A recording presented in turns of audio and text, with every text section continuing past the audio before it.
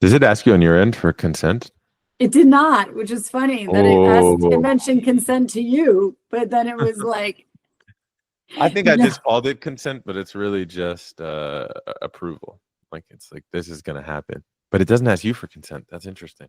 no, it did not. It asked for no consent whatsoever. It was just like, you're gonna do it. All right, let me see. All right, there we go. It's easier for me. All right. Hi. What up? Are we recording? Are we We're being recording, but professional I now? can edit it. But we can. Yes, I mean, but you should I be want to make your edit anti-professional. easy. Yeah, you should be anti-professional. You know what I mean? I'm gonna, oh, I was about to be like, oh, all right. Now I can relax. Now you start recording. Yeah, get into the drama. Also the exciting things. Get into all of it. All the things. I know it's so crazy. Well, I was just telling, as I was explaining the artwork behind me to you, I actually bought it when I was renting this office in 2020. In July of 2020, I'd been in my home for almost 4 months at that point in our bedroom with a deadbolt, because at that point we had like a 1.5-year-old and Ella was 5. I forget how old Ella was when pandemic happened. And so that July, I moved into an office and I bought the rich lady painting behind me because I was going to open my business. Like I got my first LLC and I was going to start a book coaching company. And you were like client number 2. Wow. We need to emphasize that a rich lady painting is a painting you get to anticipate for when you are rich. Like Yeah. manifestation painting. It was it was expensive too for somebody Manifestation purchase. for somebody who had barely opened the doors on a business and was still working a full-time job. It was definitely like, I'm going to buy this painting that only rich ladies can afford, because one day it won't feel like such a stretch. One day it'll feel like a thing I can do with greater ease and not like a special. But I used to always, when I lived in New York, and we would like go into like Agata and Valentina, like those fancy, like Dean and DeLuca, those little fancy shops. And my mom would buy fresh squeezed orange juice from those places. And I would always call it rich people's orange juice because it was like pulpy. I went to a new bagel place in Silver Lake, Los Angeles, California, and they tried to sell me. I mean, you're already charging me obscene prices. First of all, the bagels are trash. I'm not going to name the place because I'm not trying to put a business under. Yeah. Get your money. But out here with that Tropicana in a bottle, like you couldn't even squeeze an orange for this factory setup you have. So I have thoughts about orange juice. Yeah, it's hard to find a fresh squeezed orange juice. Because I think orange juice in a bagel is like, next level. How it works. Combo. Next level. How it works. Yeah. Yeah, there's a place over on 2nd Avenue in New York that is like my favorite orange juice in a bagel spot that I never get to go to anymore. My mom used to live at 75th and 2nd, and it was like, maybe upper 60s and 2nd Avenue, and it was just like the bomb bagel spot. But all right, I'm going to put you on to the best orange juice in America. Yeah, let's hear it. It's a place called La Careta on Bird Road in Miami. Yeah. La Careta has the best orange juice in America. All right. In America. I'm going. You will be like, this is insane. This is gold. This is actual citrus gold. Yeah. We went to get Cubanos from where you sent us to in Miami. If you remember that. Maria's Laundromat? Yes. That's where we went. Yeah. Maria's Laundromat. It was awesome. Yeah, we had a really good time there too. It was fun. My husband talks to everybody, so we were like friends with the whole restaurant by the time we were done. That place is tight. Yeah. Tell me about Rise and books and literature. Yeah. So that's the crazy part. I opened this little office with this fancy lady painting, and you were literally like client number 1 or 2. I mean, you were like there in July. I remember that first phone call with you sitting in that office and like us agreeing to work together. And here we are like almost 5 years later, and we're still here, which is like absolutely insane. Like we're still alive? Yes. That part? You mean? That part. We're still, I mean, at the time of recording, we were both still alive. So anything can change. And last night. Please don't make this my last. Not that I don't want to have a last conversation with you, but I don't want to die and have my No, we were last watching The Substack Pit be. last night. Have you seen The Pit? The new, I've like, heard about it. ER? Everyone loves it, but I Everyone haven't loves seen it. it because it's good. It's Yeah. actually really, I'm not even into procedurals, and it's good, but it also does have that, like, that constant reminder of like how fragile we are, and like how this can just go away at like any second, like, one of my best friends is actually an ER doctor. And like, I always wonder, like, how do you sit with that mortality, like every single day as part of your job, and like literally watch people die in front of you on a regular basis. Like, but, What did he say? hmm? What did he say? The ER doctor. Oh, I've had many discussions with her. She says you desensitize. That's how you do it. Nice. She says that, yeah. Yeah, that's how you do it. You Cool. actually stop getting. I was ready for like a real spiritual. No, you have to you disassociate. disassociate. Understood. Yeah. Okay. Although last night on The Pit, there's a scene where like a young man dies, like early 20s, and his parents are there, and the mother starts crying, and everybody, and they showed what is true in the ER, and she says it's true. She's like, people die all day long, and you just get used to it because that's part of the job. And she's like, but the only thing that breaks them, and especially her, is when the mothers come in, and when a mother starts wailing. Like, no one can deny, like, I'm getting goosebumps at even like the thought of it, because that sound is so visceral that, like, that's actually, like, they could just be a corpse on the table, but when a mother starts wailing, like, they're not just a corpse on a table anymore. Wow. And so she says that's the point where, like, she can really keep up the boundaries emotionally, but when that happens, she always has to step outside. So, but yeah, but it's, wow. It's watching The Pit. We watched that scene last night, and it was cool because they showed that when the mother started wailing, they showed like other people in the hospital, like women, like literally, like they look like moles underground, and they all just like pop their heads up. Like I know that sound, and years ago when I had the day job, before I was book coaching and ghostwriting books at night, but I actually worked in the foster care system in LA. And I worked at the Children's Courthouse in Los Angeles over in Monterey Park, which is a terrible place to work, although you are situated in the best food in LA County, Monterey Park. So it's like every day for lunch, like I live now in Ohio, it's just the worst. I'm like, oh my God, I was so spoiled for 6 years in Monterey Park, just eating the best food every day. And so we, but it was the same thing in that building. Like you had to disassociate from what happened every day in that building. But then every once in a while you'd hear a mother screaming because she lost custody, and no one could, we would all break, like the whole building would break. And so it's just, there's something really primal in that experience. So, but yeah, I was watching that last night. I was like, fuck, man, like we're fragile, like we're fragile beings. But and I guess that's why we tell stories, because we're fragile beings and our words are actually less fragile than we are. And so not to lead into your work and your workshops and the company, but if anyone's actually thinking about wanting to do something, they should probably do it. They should. Because you might not. You might be in dying on an ER table tomorrow. No, but it is. Who recently, a friend of ours, not a close friend of mine, but a close friend of one of my good friends, just recently passed away from cancer. And I had spoken to her maybe 3 years ago about doing a book. She was a writer. She was a showrunner in TV.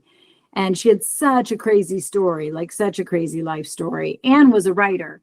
And I always say, like, there are people who are writers and there are people who have crazy life stories, but those two things aren't always the same, right? Like, and sometimes there are people who are writers who like don't have crazy life stories, but they just have like wild imaginations, and or the way they can describe a rock is like unendingly interesting, and then there are other people that they could have the craziest life story, but like that doesn't make them a writer. Or like everyone in prison would be a best-selling author, like, so it's so it's a And I know my father was in prison for many years. And we used to say, when I worked in book publishing, when I worked at Simon and Schuster, we literally had a prison pile because people in prison would write you letters all the time wanting to write their books and Oh thinking they wow. could get book deals because they have these crazy stories. I mean, it makes sense. You usually don't get to prison because your life was boring, you know? It's like a I want to meet the person in prison who's like had the most boring full life, and the story. one time they tried to do something exciting, Is it? god damn, screwed. Their one yes day went terribly wrong. That's a comedy. That is. Starring Will Ferrell. So we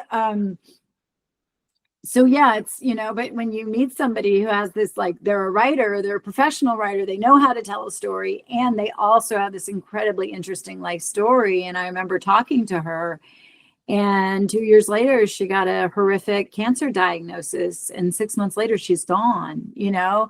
And it was like the reminder, not like as a part of my marketing, it was a reminder to me of, like, you know, don't die with the story inside you, you know. I mean, and it is that piece of, like, if you have a dream to write, you know, get it out, you know, start writing it. And yeah, and that's why, like, I was book coaching for years, just helping people to write the story, like you and I in that first conversation of figuring out, like, okay, what is your book? And, like, how do we start pulling together these different elements and stories that you had that ultimately became Brown Enough? And, you know, and really beginning to, like, create a structure for that and, like, get you, you know, and get you, I mean, I don't want to use the word formula, but I think, like, you know, finding out, like, what is the tone of this? And then, yeah, what is the structural formula that, like, each story was going to look like, even though they were completely different, and yet they were still united by these different themes that spread across your book. And you have, is it 5 weeks, 2 weeks, 3 weeks to memoir? What is the 5 months, because five? no one writes a memoir in 2 I weeks. was, If I they was don't way do that, quicker. I was way quicker. that's for that guy that, like, went to prison off of one day. He only had one day to write about, took him 2 weeks to write the book, became a national bestseller. No, so it's 5 months to memoir. It starts what month? It starts March 27th. And it's 8 group workshops where I really lead people through the craft of writing memoir. And I find that, especially for folks that are writing their first book, like, they might have, like, a natural sense of how to write a story, but we really get into, like, dialogue and character development and plot and pacing and structure and narrative. And, you know, how are you going to tell this story? You know, and I mean, like in Brown Enough, right? Like, I mean, there was a million different ways to tell that story. And, you know, you chose what we now actually call messay in my group, which is like, Oh, tell me, yeah. it's like memoir, but it's also essay. A We call it messy, yeah. messay. Yeah. And which is perfect. And so, because it is a little messy, which also makes it feel really real and lived in, because it's not like, let me tell you a story, but it's also not, let me tell you what I think.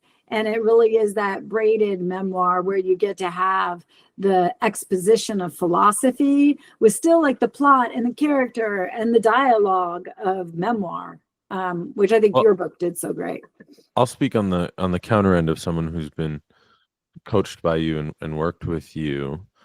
I think you have this great ability to be a doula of sorts, to help sort of birth something into the world.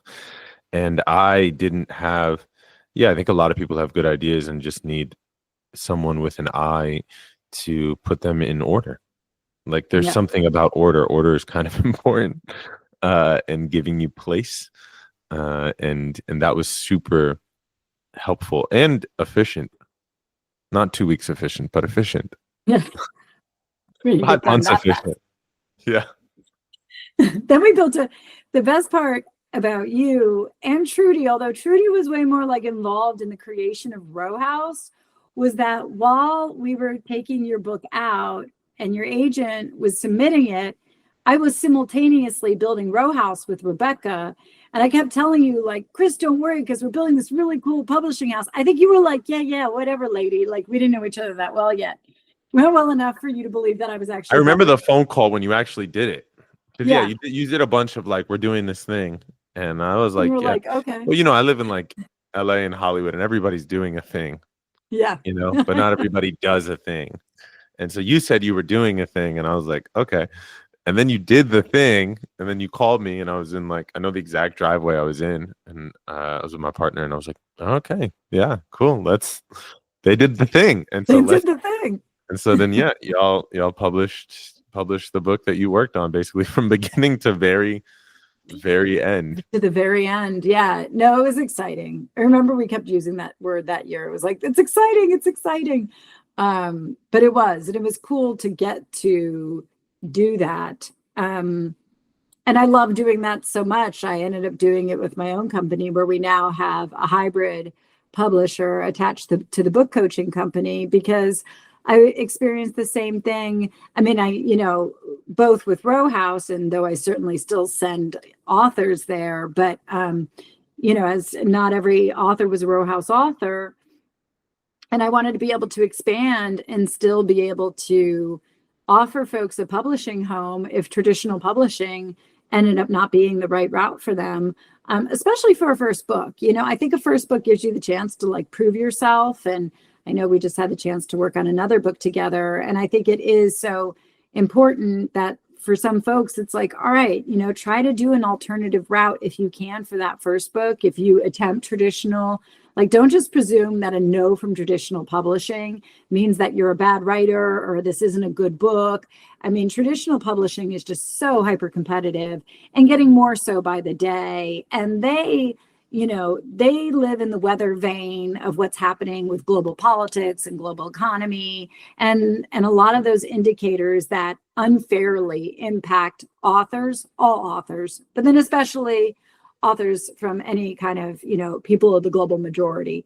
But nonetheless, I mean, the weather vane now is like, they don't know what they're doing, so it's wild out there. And it doesn't mean people aren't still getting published, but it very much looks the same as it always did. And so I do think that, alternative, whether that's independent publishing, small press. I mean, again, I'm doing hybrid because I just couldn't afford to be a small press publisher, which means people pay us to be published, but then they make much more on the back end.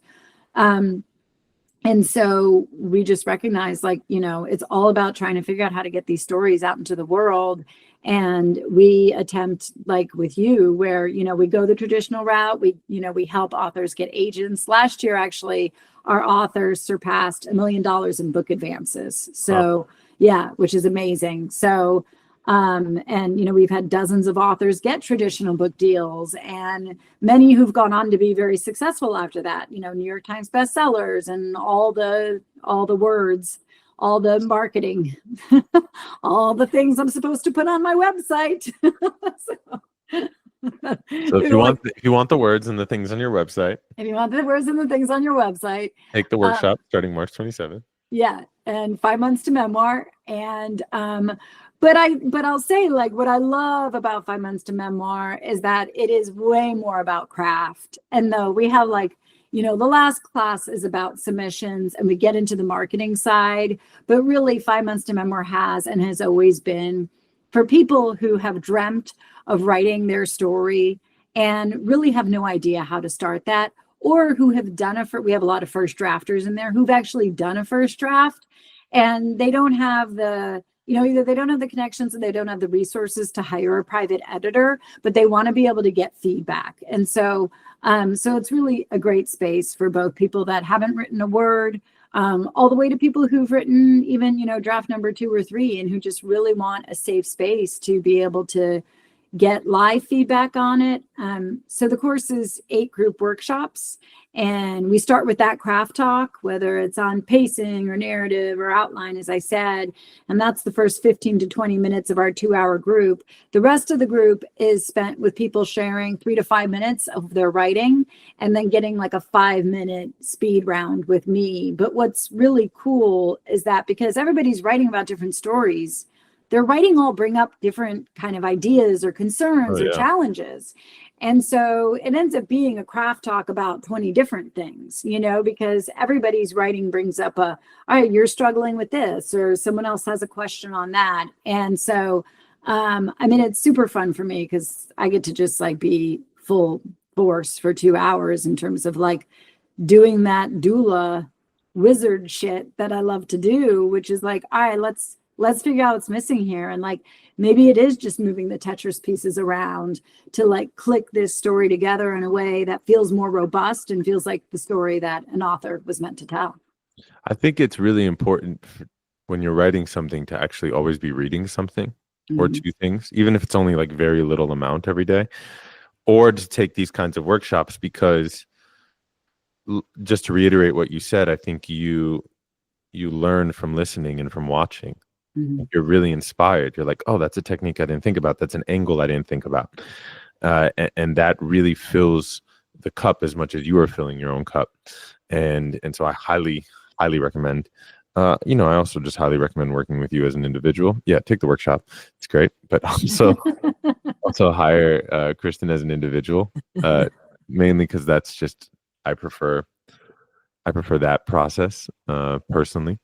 But I think everyone has their own thing. And how can people work with you as individuals or in this group setting?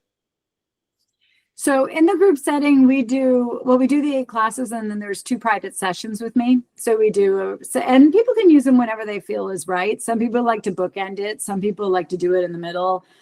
Some people wait until the end and prefer to do it when everything's said and done and they've sort of had a chance to like settle with the content. And then we also do private book coaching. So most of our clients now work with Jamie Liu, who's our head book coach, because that's what happens when you run a company for 5 years. You can you're one of the few people who I privately coached recently because you're you. So some of my old clients still get to sneak in. But we still offer private book coaching. We help people with proposals. We help people with full manuscripts. We actually have a great 12-month manuscript program that's done directly with Jamie, which is, meeting every 2 weeks. And it's a lot like 5 months, except for you're really getting one-on-one coaching. You're turning pages in every 2 weeks. And then now with our hybrid publishing, we actually do like really big, amazing book coaching packages, which is really for folks who are looking for everything. And they're not working with me. They're actually working with Gina Frangelo, who I don't know if you'd ever worked with over at Row House. So Gina's a best-selling writer, an amazing editor. And she's written a number of incredible, critically acclaimed books, and she's everywhere. Gina's fantastic. And so she's going to be coaching all of our hybrid book clients. But, in the hybrid packages, we really go from like book idea, helping you develop it, helping you write the entire book. Then we take you through a traditional book publishing process, which is editorial, production, design, copy edits, proofreading. We actually get you your finished book. And then that's really when our work truly begins. I didn't do that, but I guess the Google Meet liked it. The Google Meet was like, I'll take it. And then we provide sales and distribution with Simon & Schuster. We have the same deal that Row House does. So they manage our sales into retailers. They manage all of our distribution to all the major retailers, as well as special sales and independent shops. We work with Smith Publicity. We do all of our own in-house PR for all of our titles. We do sub-rights through 2C's Foreign Rights, and we do our own audiobook recording and distribution through Blackstone Publishing. And this week, in the next week or so, we're going to be announcing, likely, we're going to also be bringing in TV and film development in-house with an independent producer. So really, it's like it's like getting a traditional book deal, but like it's the rich lady version of a traditional book deal. It's like that painting. Amen. Every time you say something like that, for those people just listening, you can also watch it. Every time something dope gets said, the thumbs up pops up on the Google Meet. The Google Meets keeps thumbs upping me. So the universe agrees with you, and Rich Lady Paintings Google, and Rich Lady Publishing. And where do they find it? Where do they sign up? You can head over to risewriters.com. We have everything there, from our books under Rise Books to the book coaching program at 5 months to Memoir. It's right there on the main page. And obviously you can follow us at Rise Literary at Instagram. And if this ends up going up on Substack, we're at Write the Good Fight. We are actually getting our acts together, and we're going to be launching a podcast next month called Write the Good Fight, which we're really excited about. So I recently produced the TEDx Ojai, and it's really begun to build out this whole other side of the business of doing live events. So up here in Ojai. So Chris will keep you posted, but we're hoping to do different writing events with authors at the Ojai Playhouse, which is incredible and beautiful. And we had such a great experience there for the TEDx Ojai. And so we want to be doing events there every few months with different writers, local authors here, and not just authors, but like screenwriters here in Ojai, as well as, clients of ours, private clients, and our authors. So we're excited to start getting a series going in person as well as on the podcast. So lots of stuff. That's why I'm not baking the pies anymore. Yeah, this will be on Substack. It's on Substack. I'll say it's on because it's just going to come out. And it can also be heard wherever you listen to podcasts and YouTube and all the things. So everyone listening, I know you have a story to tell. Not everyone, but a lot of you, mainly the majority of you listening on Substack right now. And I can't say enough good stuff about Kristen and Rise and my gratitude and generosity. And I genuinely mean that. Yeah, there's no cuts here for me. So enjoy and get your story out. Agreed. We can't wait to get your next story out. So on any final words? Huh? Any final words? Any final words? No, just read everything Chris Rivas has written, because you're also a fantastic writer. And I will say that it's the true joy of getting to do this job is working with fantastic writers and then one day seeing them hold their books in their hands. So that's what we want for everybody who has that dream. And my goal is to help them get there, because I've been there too. So it's a beautiful moment. On that note, read everything I've ever written. Yeah. Recording over.